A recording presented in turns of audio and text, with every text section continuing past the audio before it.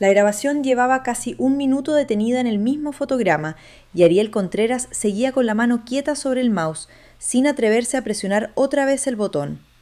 En la pantalla, congelada en la penumbra azulada que dejaba la cámara nocturna, se veía la puerta de la habitación abriéndose sin que nadie la empujara desde afuera, y una silueta pequeña, casi transparente en ese resplandor gris, deteniéndose justo en el umbral. No era la persona que él esperaba encontrar ahí. No era el hombre con el que llevaba semanas discutiendo por teléfono, ni el supuesto conocido que sospechaba estaba vaciando poco a poco la cuenta de su madre. Era otra cosa, algo que en más de 60 años de vida jamás había imaginado que ocurría cada noche, a pocos metros de donde él dormía cuando iba de visita sin que nadie se lo contara. Antes de seguir, quiero preguntarles algo. ¿Desde dónde nos están escuchando hoy? Me encanta saber quién me acompaña en cada transmisión, así que si tienen un momento, cuéntenme desde qué ciudad nos siguen. Ahora sí, vamos con la historia completa, desde el principio, para que entiendan cómo un hombre que creía tenerlo todo bajo control terminó buscando la verdad justo en el lugar equivocado. Ariel Contreras Duarte tenía 61 años y una vida construida con una paciencia que muy pocos entendían. Había salido del pueblo de Los Alisos con 20 años, una maleta de cartón y la promesa de que algún día regresaría con algo que mostrar. Cumplió esa promesa a su manera. Levantó una cadena de ferreterías y materiales de construcción que llevaba su apellido en cada sucursal. Se casó, tuvo 2 hijos ya adultos y aprendió a hablar de metros cuadrados y márgenes de ganancia con la misma naturalidad con la que de joven hablaba del clima. Vivía en la capital, en una casa con jardín trasero que su esposa Silvia cuidaba como si fuera un jardín botánico, y viajaba al pueblo cada tanto, casi siempre con la sensación incómoda de estar visitando un país que ya no reconocía del todo. Su hermano menor, Darío, se había quedado. Tenía 53 años y, salvo por unas canas prematuras y una espalda que ya no perdonaba las noches en mal colchón, seguía teniendo la misma mirada directa de cuando eran niños y competían por ver quién llegaba primero a la esquina de la escuela. Darío nunca salió de Los Alisos más que por temporadas cortas. Se había casado joven con una mujer llamada Nora, que terminó yéndose hace 6 años, cansada, según decía ella, de un marido que siempre ponía todo por delante de sí mismo. Primero el negocio familiar, después el padre enfermo, después la madre. No tuvieron hijos y esa ausencia, con el tiempo, se convirtió en otro silencio más entre los que ya cargaba la familia. El negocio familiar del que hablaba Nora era la ferretería de don Herminio Contreras, el padre de ambos, un local pequeño en la calle principal del pueblo que durante años fue el único lugar donde la gente compraba clavos, tubos y pintura. Darío se hizo cargo de ese local desde que terminó la preparatoria, mientras Ariel se iba a estudiar administración a la capital. Durante mucho tiempo, esa diferencia no significó nada más que caminos distintos, pero 8 años atrás, cuando la cadena de Ariel abrió una sucursal a menos de 1 hora de Los Alisos, con precios que la ferretería familiar no podía igualar, algo cambió. 2 años después, el local de don Herminio cerró sus puertas.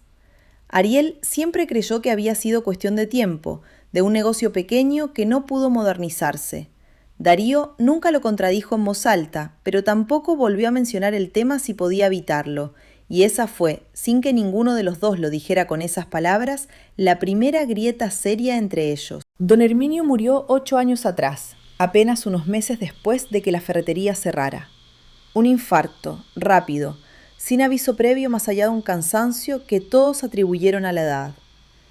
En el funeral, Darío se quedó junto al ataúd más tiempo que nadie, y cuando por fin se apartó, le dijo a Ariel una sola frase, que éste recordaría durante años sin entender del todo su peso. Le prometí que la iba a cuidar yo, personalmente, que nunca la íbamos a mandar a ningún lado. Ariel asintió en ese momento, pensando que se refería a un sentimiento general, a esas promesas que se hacen en los funerales y que casi nadie recuerda con precisión 6 meses después. Rosa Duarte, viuda de Contreras, tenía 82 años y seguía viviendo en la misma casa donde había criado a sus 2 hijos, una construcción de un solo piso con patio central, en la calle Morelos, a 4 cuadras de la plaza. Darío se había mudado de vuelta con ella tras la separación de Nora, primero como algo temporal, después como algo que simplemente se volvió costumbre. Ariel visitaba cada mes, a veces cada 2, siempre con la sensación de estar cumpliendo un deber, más que de estar realmente presente. Le mandaba dinero regularmente para los gastos de la casa, pagaba el mantenimiento, había insistido en poner aire acondicionado y en cambiar el boiler viejo por uno nuevo. Consideraba que, de esa manera, estaba cumpliendo su parte. Durante mucho tiempo, esa distribución de responsabilidades pareció funcionar sin fricciones mayores. Darío se ocupaba del día a día, Ariel se ocupaba del dinero. Cada uno a su manera, ambos cumplían. Hubo también en esos años pequeñas cosas que ninguno de los dos se detuvo a examinar del todo. Cada Navidad, Ariel prometía quedarse una semana entera en Los Alisos y casi siempre terminaba yéndose al tercer día, llamado de vuelta por alguna urgencia al negocio que, visto con calma, rara vez era tan urgente como parecía en el momento. Cada vez que Darío le mencionaba por teléfono algún gasto de la casa, una botera, un vecino que había vendido su terreno, Ariel escuchaba a medias, con la atención puesta en otra pantalla, y respondía con frases cortas que cerraba la conversación más rápido de lo que Darío hubiera querido. Con los años, esas llamadas se fueron acortando solas, como si ambos hubieran llegado, sin acordarlo, a la conclusión de que ya no valía la pena alargarlas. El primer indicio de que algo distinto estaba ocurriendo llegó de forma tan pequeña que Ariel casi no le prestó atención. Fue durante una comida familiar, un domingo de hace algo más de un año, cuando su madre confundió el nombre de su nuera. Llamó Elena a Silvia 2 veces seguidas, y cuando Ariel la corrigió con suavidad, Rosa se rió, dijo que tenía la cabeza en las nubes, y cambió de tema con una habilidad que, en ese momento, pareció simplemente encanto de abuela distraída. Darío, que estaba sirviendo el arroz, no dijo nada, pero Ariel notó, sin darle demasiada importancia todavía, que su hermano cambió de tema con una rapidez que no parecía casual. Después vinieron otras señales, cada una pequeña por separado, cada una fácil de explicar si se la miraba sola. Una tarde, Ariel llamó a la casa y Rosa contestó preguntando si él era el del banco. Cuando Ariel se identificó, ella se rió de nuevo. Dijo que las voces por teléfono a veces se le confundían y le preguntó por sus nietos con total normalidad. Otra vez, en una visita, Ariel encontró en el closet del pasillo, entre las toallas, un paquete de pañales para adultos, sin abrir, escondido detrás de las sábanas de repuesto. No dijo nada en ese momento. Se quedó mirando el paquete un rato largo y después lo volvió a acomodar exactamente donde estaba, como si con eso pudiera devolver también la tranquilidad que había tenido hasta ese instante. Fue más o menos por esas fechas cuando empezó a notar los movimientos en la cuenta bancaria de su madre, cuenta que él mismo supervisaba desde la capital porque tenía acceso como cotitular, un arreglo que se había hecho años atrás por simple practicidad administrativa. Retiros pequeños, entre 800 y 1.200 pesos, casi siempre los martes o los jueves, casi siempre entre las 9 y las 10 de la noche. Nada escandaloso en el monto, pero sí en la regularidad. Ariel, acostumbrado a leer balances y a detectar patrones en columnas de números, no pudo evitar preguntarse qué necesidad recurrente podía justificar retiros nocturnos, semana tras semana, sin que nadie se lo mencionara. Se lo preguntó directamente a Darío en una llamada. Fue una conversación corta, incómoda, de esas que dejan más dudas de las que resuelven. Son gastos de la casa, dijo Darío, cosas de mamá, no te tienes que preocupar por eso. No me preocupo, pero me gustaría entender, respondió Ariel tratando de sonar tranquilo. Son casi siempre la misma cantidad, el mismo día. Ariel, tengo cosas que hacer, ¿podemos hablar de esto otro día? Y colgó, o al menos así lo sintió Ariel, con esa sensación de que la llamada había terminado antes de que él estuviera listo para que terminara. Esa noche, sin decírselo a Silvia, Ariel se quedó despierto revisando los movimientos de los últimos 8 meses. El patrón era consistente. Además de los retiros pequeños, encontró 2 transferencias más grandes, de 5.000 pesos cada una, hechas con 3 meses de diferencia, sin ninguna nota ni referencia que explicara su destino. Su primer pensamiento, el que más le costó después reconocer en voz alta, fue que su hermana estaba usando el dinero de su madre para pagar alguna deuda propia. Quizás una deuda de juego, quizás algo peor. La idea le resultó tan desagradable que la apartó casi de inmediato, pero como suele pasar con esas ideas, no desapareció del todo. Se quedó ahí, en un rincón, esperando el momento de volver. La siguiente vez que Ariel visitó Los Alisos, llegó con la intención de observar con más cuidado de lo habitual. Notó que Darío se veía cansado, con unas ojeras que no recordaba de visitas anteriores, y que durante la cena se distraía con facilidad, como si parte de su atención estuviera puesta en otro lugar. Notó también que la puerta de la habitación de Darío, que antes solía estar entreabierta, ahora permanecía cerrada incluso durante el día, y que su hermano parecía incómodo cuando alguien se acercaba demasiado a ese pasillo. Fue Marta Osuna, la vecina de toda la vida, mujer de 70 años que conocía a la familia Contreras desde antes de que Ariel naciera, que le dio la pieza que terminó de inclinar la balanza. Ariel se la encontró en la tienda de la esquina, comprando pan, y ella, con esa mezcla de cariño y curiosidad que caracteriza a las vecinas de pueblo, le comentó como quien no quiere la cosa. «Oye, mijo, ¿tu hermano anda bien? Lo veo salir tarde, como a las 11, 12 de la noche para la farmacia. Yo lo he visto 2, 3 veces ya, y luego vuelve caminando rápido, como si no quisiera que lo vieran». Ariel le agradeció el comentario con una sonrisa que no reflejaba lo que sentía por dentro, y siguió caminando hacia la casa con el estómago apretado.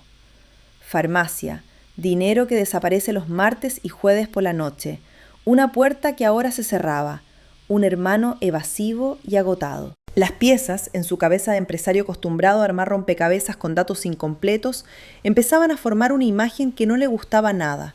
Pensó en adicción, pensó en alguien que estaba aprovechándose de Darío o de su madre, pensó incluso, con una vergüenza que después no pudo explicarse del todo, en la posibilidad de que su hermano estuviera cometiendo algún tipo de abuso con el dinero de Rosa, quizás sin mala intención al principio, quizás simplemente porque las cuentas no le alcanzaban y encontró en la cuenta de su madre una salida fácil que fue perdiendo control con el tiempo. Esa noche escuchó, sin proponérselo, un fragmento de conversación telefónica de Darío. Había ido a buscarlo a su habitación para preguntarle algo sobre la cena y encontró la puerta apenas entreabierta. La voz de su hermano, baja, tensa, decía: «No, todavía no puedo decírselo. No está listo para saberlo. Cuando sea el momento yo se lo digo, pero a mi manera». Ariel retrocedió antes de que Darío lo notara y se quedó en el pasillo con esa frase dando vueltas. No está listo para saberlo. ¿Saber qué? ¿Decírselo cómo? Todo apuntaba, en su cabeza, hacia algo que su hermano estaba ocultando deliberadamente, algo que involucraba tanto el dinero como el silencio, y que de alguna manera él, Ariel, era la persona de quien había que mantenerlo en secreto. Regresó a la capital 2 días después, pero no logró quitarse la inquietud de encima. Se lo comentó a Renata Sosa, su asistente personal desde hacía 12 años, una mujer de 44 años, directa y poco dada a suavizar sus opiniones, en quien Ariel confiaba más de lo que confiaba en la mayoría de la gente que trabajaba para él. «Quiero saber qué está pasando en esa casa», le dijo, una tarde, en la oficina, después de contarle el resumen de lo que había notado. «No puedo simplemente presentarme y exigir explicaciones. Ya lo intenté y se cierra como una puerta». «¿Y qué piensas hacer?», preguntó Renata, con una ceja levantada que Ariel conocía bien, la que usaba cuando sospechaba que estaba a punto de escuchar una mala idea. «Quiero ver con mis propios ojos qué pasa de noche en su cuarto. No en la casa en general, en su cuarto. Ahí es donde cierra la puerta, ahí es donde hace las llamadas raras, ahí es donde probablemente esconde lo que sea que está haciendo con el dinero».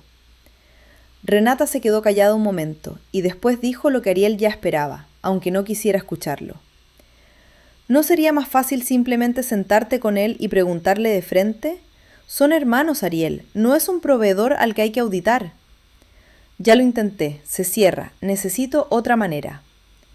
La otra manera que se le ocurrió, con la ayuda reticente de Renata, fue instalar una cámara pequeña, disimulada dentro de un reloj despertador, apuntando hacia la cama y la puerta de la habitación de Darío. Y para asegurarse de estar presente esa noche sin levantar sospechas, decidió que aprovecharía la fecha cercana al aniversario luctuoso de su padre para pedirle a Darío que le permitiera dormir, por una sola noche, en su antiguo cuarto de la infancia, el mismo que ahora ocupaba su hermano. «Es una tontería sentimental, lo sé», le dijo a Darío por teléfono, con un tono que esperaba sonara natural. «Pero se cumplen 8 años de que murió papá, y quiero pasar una noche ahí, en el cuarto donde dormíamos de niños. Tú puedes quedarte en el cuarto de huéspedes, es solo una noche. Darío tardó unos segundos en responder, y cuando lo hizo, su voz tenía una nota de duda que Ariel interpretó en ese momento como simple extrañeza ante una petición poco común. Está bien, dijo finalmente, una noche no hay problema.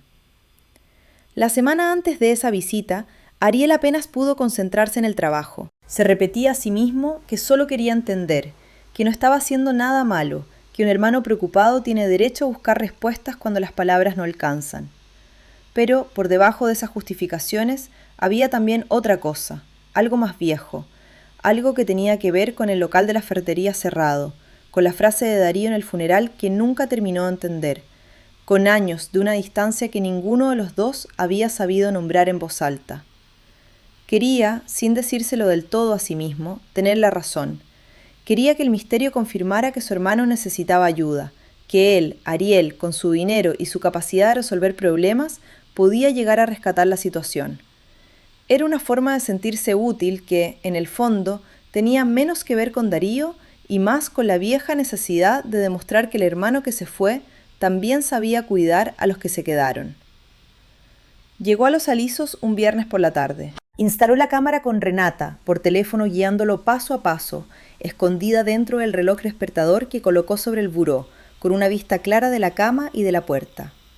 Cenó con su madre y con Darío como cualquier otra noche. Habló de temas sin importancia, evitó cualquier pregunta que pudiera despertar sospechas. Notó, eso sí, que su madre parecía más distraída de lo habitual, que repitió la misma anécdota sobre una vecina 2 veces en menos de 10 minutos, y que Darío, cada vez que eso ocurría, intervenía con suavidad para cambiar el tema, con una naturalidad que sugería práctica, costumbre, algo hecho muchas veces antes. A las 10 de la noche, Darío se despidió y se fue al cuarto de huéspedes. Ariel se quedó solo en la habitación que había sido suya de niño, ahora transformada con los muebles sencillos de su hermano. Una cama individual, un ropero viejo, un buró con el reloj que él mismo había colocado ahí esa tarde. Apagó la luz principal y dejó solo una lámpara pequeña encendida, tal como Darío le había dicho que solía dejarla. Se acostó vestido, con la ropa de dormir puesta encima de la ropa normal, listo para lo que fuera que ocurriera. Pensó, mientras esperaba, en todas las posibilidades. Alguien entrando por la ventana, una llamada telefónica sospechosa, algún objeto que confirmara sus sospechas sobre drogas o deudas. Pensó en todo, menos en lo que realmente sucedió. Pasaba la 1 de la madrugada, cuando ya empezaba a dudar de que algo fuera a ocurrir, escuchó pasos suaves en el pasillo. La puerta, que había dejado apenas entornada, se abrió despacio, sin que nadie tocara ni anunciara su llegada. Ariel cerró los ojos de inmediato, fingiendo dormir, con el corazón latiendo con una fuerza que le sorprendió incluso a él, acostumbrado como estaba a negociaciones de alto riesgo sin perder la calma. La silueta que entró era pequeña, envuelta en una bata clara, y avanzó hacia la cama con pasos inseguros, casi como si estuviera flotando por la costumbre y no por la certeza de sus pies. Ariel, con los ojos entrecerrados, apenas alcanzó a reconocer en la penumbra el perfil de su madre. Rosa se detuvo junto a la cama y dijo, en voz baja, con un tono que Ariel no le había escuchado en años, un tono de niña asustada. «Darío, no encuentro las llaves de la tienda. Tu papá me va a regañar si no abrimos a tiempo». Ariel, todavía fingiendo dormir a medias, no supo qué hacer. Su primer impulso fue incorporarse, encender la luz, decirle a su madre quién era, tranquilizarla con la verdad. Pero algo en la voz de ella, en esa mezcla de urgencia y fragilidad, lo dejó paralizado un segundo de más. Murmuró, sin pensarlo bien, algo parecido a «Ya vamos, mamá, tranquila», con una voz que no sonaba en absoluto como la de Darío. Fue un error. Rosa se quedó inmóvil un instante, y después su respiración cambió, se volvió más rápida, y empezó a repetir, cada vez con más angustia, que quién era él, que dónde estaba Darío, que quería que la llevaran a su cuarto, que tenía miedo. Ariel, torpe, sin saber cómo calmarla, encendió por fin la luz, y trató de explicarle que era él, que era Ariel, su hijo, pero para Rosa, en ese estado, la explicación no hizo más que aumentar la confusión. Empezó a llorar, no con gritos, sino con ese llanto silencioso y desconcertado de quien no entiende por qué el mundo, de pronto, ya no encaja. La puerta del cuarto de huéspedes se abrió casi al mismo tiempo, y Darío entró corriendo, todavía en pijama, y en menos de un minuto logró lo que Ariel no había podido lograr en 5. Se sentó junto a Rosa, le tomó las manos, le habló con una voz baja y pausada, casi cantada, repitiendo su nombre y el de ella con una cadencia que parecía ensayada 1000 veces. «Aquí estoy, mamá. Aquí estoy. Soy Darío. Ya cerramos la tienda, ya está todo bien, ya podemos ir a dormir». Y entonces, sin que Ariel se lo esperara, empezó a tararear una melodía sencilla. Unas pocas notas que Ariel reconoció de golpe, con un escalofrío que no tenía nada que ver con el frío de la habitación. Era la canción que su padre solía tararear mientras cerraba la ferretería cada noche. Una tonada sin letra clara, casi un murmullo, que don Herminio repetía mecánicamente al bajar la cortina metálica del local. Rosa se fue calmando poco a poco. Su respiración se hizo más lenta y en cuestión de minutos, apoyada en el brazo de Darío, caminó de vuelta a su propio cuarto sin decir una palabra más, como si el episodio completo se hubiera disuelto en el aire apenas terminado. Darío regresó unos minutos después, se paró en la puerta del cuarto que ahora ocupaba de nuevo Ariel y lo miró con una expresión que mezclaba cansancio, algo de vergüenza y por debajo de todo eso, un enojo contenido que hacía mucho tiempo no le mostraba a nadie. «¿Qué fue eso?», preguntó Darío, con la voz baja para no despertar de nuevo a su madre. «¿Por qué le hablaste como si fueras yo?». Ariel, sentado en la cama, sin encontrar todavía las palabras, solo pudo decir la verdad, aunque fuera una verdad incompleta. «No sabía qué decir, no sabía que esto pasaba». «Claro que no sabías», respondió Darío, y en esas 4 palabras había más reproche del que Ariel había escuchado de su hermano en años. «Porque nunca preguntaste, nunca te quedaste una noche completa. Vienes, comes, hablas de negocios, dejas dinero y te vas. Y está bien, de verdad, está bien. Alguien tenía que quedarse a manejar la tienda y alguien tenía que quedarse aquí. Pero no puedes venir un fin de semana y creer que entiendes lo que es esto». Ariel quiso defenderse, decir que si hubiera sabido, si alguien lo hubiera contado, pero la frase se le quedó a medias, porque en el fondo sabía que había preguntado poco, que había preferido no insistir cuando las respuestas de Darío se volvían cortantes, que era más cómodo asumir que todo estaba bajo control mientras el dinero llegara puntual cada mes. «¿Desde cuándo está así?», preguntó finalmente, con la voz más baja de lo que hubiera querido.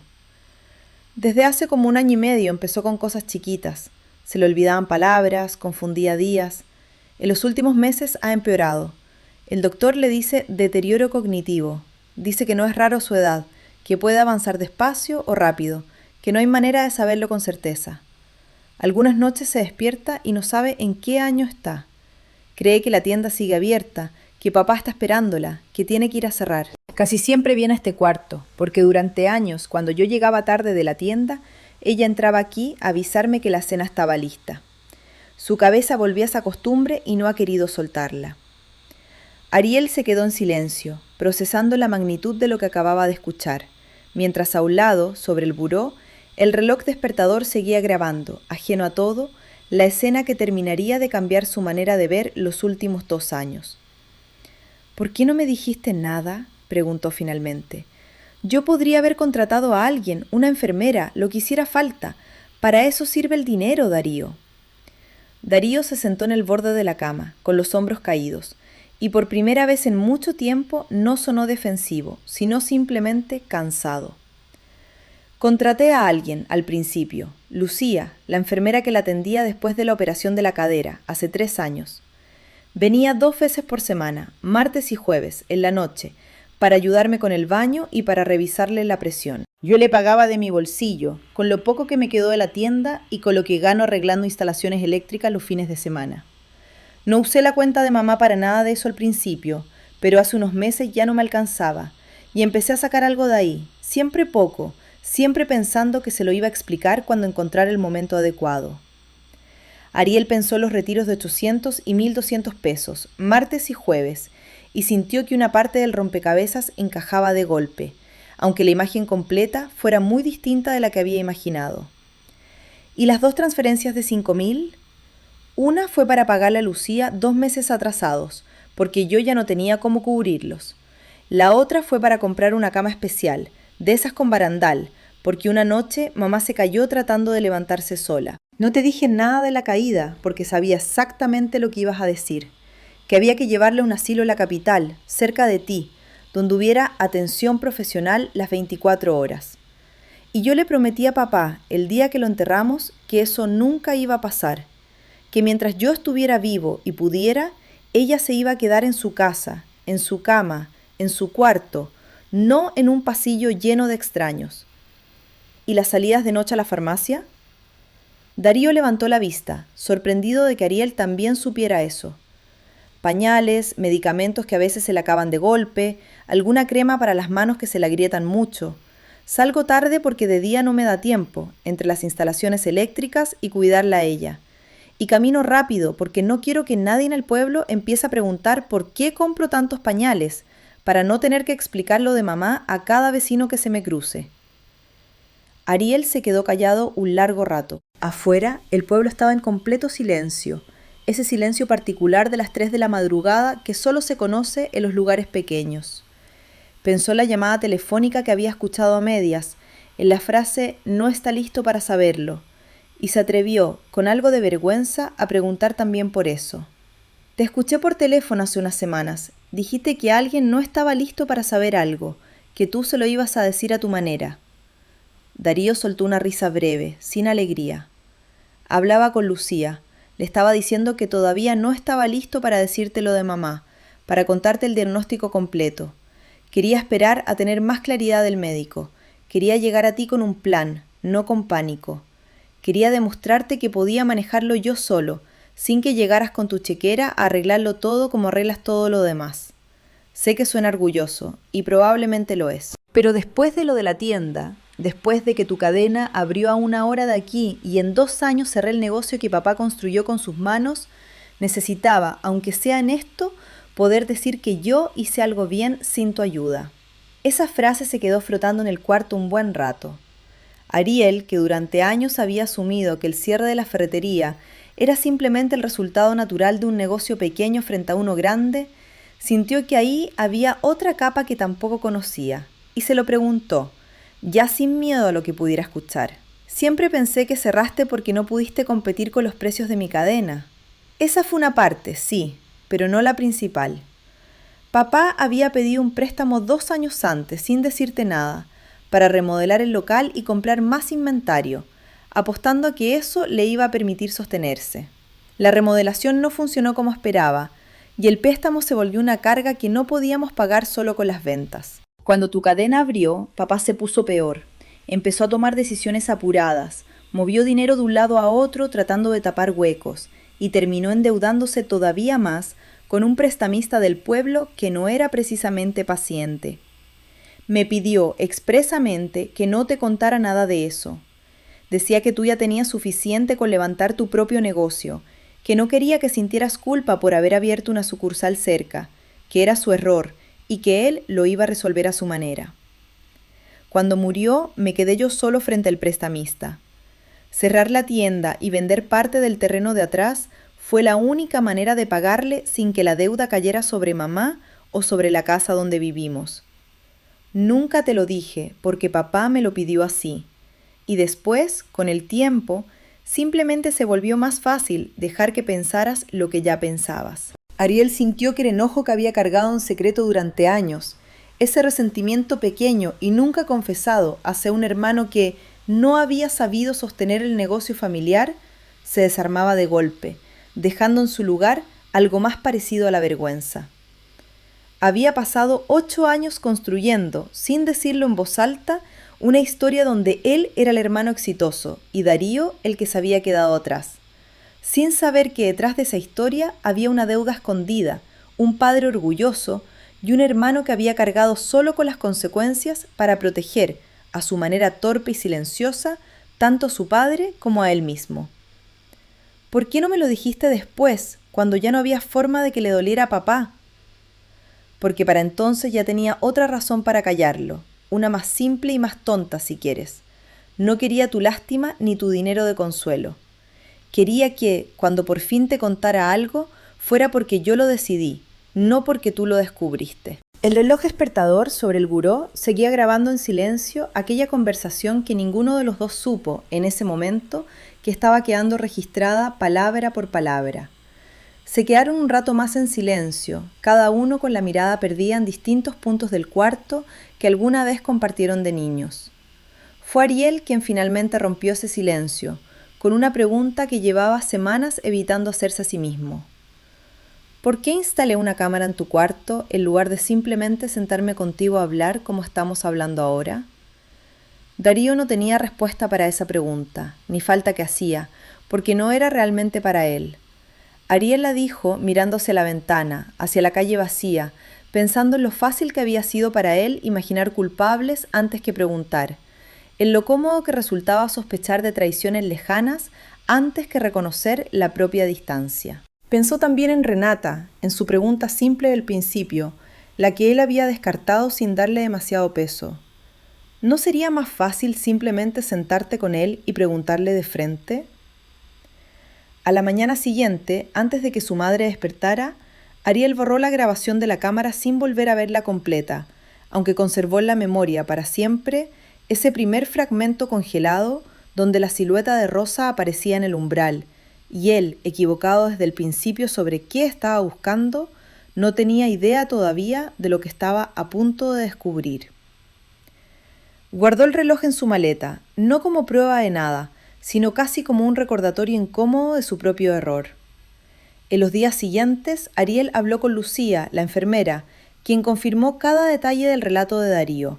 Las visitas de martes y jueves, los pagos siempre puntuales, aunque a veces atrasados, la insistencia de Darío en que nunca se mencionara la palabra asilo delante de Rosa. Habló también con el médico de su madre, quien le explicó con calma clínica el diagnóstico de deterioro cognitivo leve a moderado, la posibilidad de que avanzara con los años, las recomendaciones de rutina, estímulos, compañía constante y sobre todo evitar cambios bruscos de entorno que pudieran acelerar la confusión.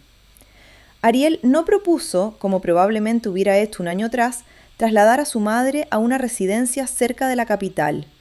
En cambio, se sentó con Darío una tarde, sin cámaras ni sospechas de por medio, y le planteó algo distinto: contratar formalmente a Lucía, con un sueldo fijo y prestaciones, para que ampliara sus visitas de 2 a 5 días por semana, y establecer para Darío un pago mensual reconocido, no como una limosna de hermano rico al hermano pobre, sino como lo que realmente era, un salario por un trabajo de cuidado que llevaba año y medio haciendo sin cobrar nada. No es caridad, le dijo Ariel, anticipándose a la objeción que sabía vendría. Es lo que le pagaría cualquier persona que hiciera lo que tú haces cada noche. La diferencia es que a ti, además, te debo 8 años de no haber preguntado lo suficiente. Darío no aceptó de inmediato.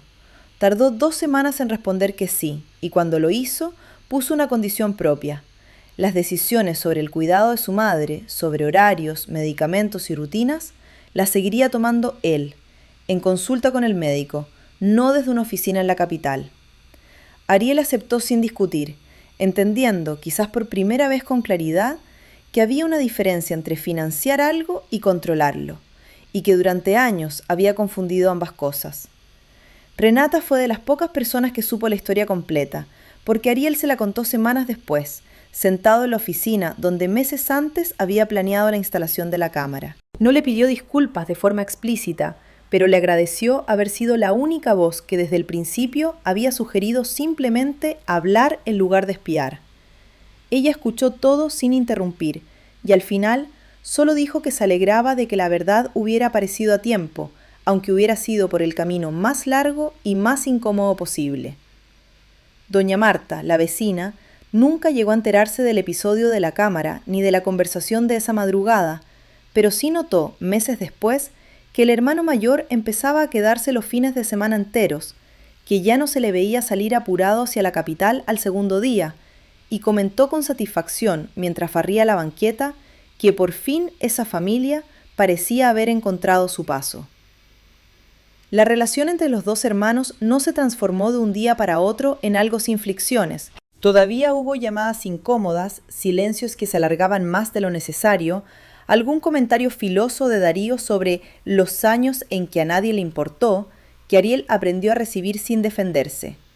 Pero empezó a viajar más seguido, ya no con la excusa de revisar cuentas, sino simplemente para quedarse un fin de semana completo, aprender él mismo a reconocer las señales de un mal día de su madre, sentarse con ella por las tardes, aunque a veces ella lo confundiera con su padre, con un vecino, con nadie en particular. Rosa murió año y medio después, en su propia cama, en la casa de la calle Morelos, con Darío a un lado y, esa última noche en particular, también con Ariel, que había llegado esa misma tarde sin ningún motivo especial más que las ganas de estar ahí. En el funeral, frente al mismo ataúd donde años antes Darío le había hecho una promesa a su padre que Ariel tardó demasiado en comprender, los dos hermanos se quedaron un rato largo en silencio, hombro con hombro, sin necesidad de repetir palabras que ya se habían dicho, con calma, en otra madrugada, en un cuarto pequeño donde una cámara escondida había grabado, sin que nadie lo planeara así, la verdad más importante de toda la historia.